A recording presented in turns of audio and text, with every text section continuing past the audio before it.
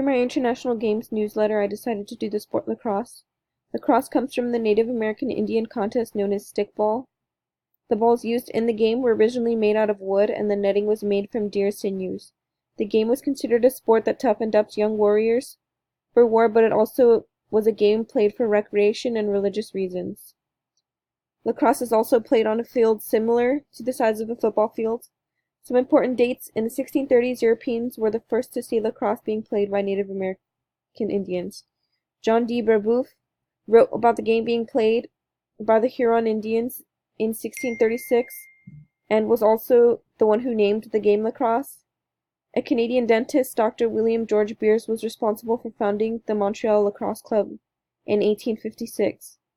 And by 1860, lacrosse had become Canada's national game. And in 1890, St. Leonard's in St. Andrew, Scotland, claims to be the first girls' school to have played lacrosse. The rules of lacrosse: 2 teams of 10 players each play lacrosse. The 2 teams attempt to score by causing the ball to enter the goal of its opponent, while preventing the other team from securing the ball and scoring.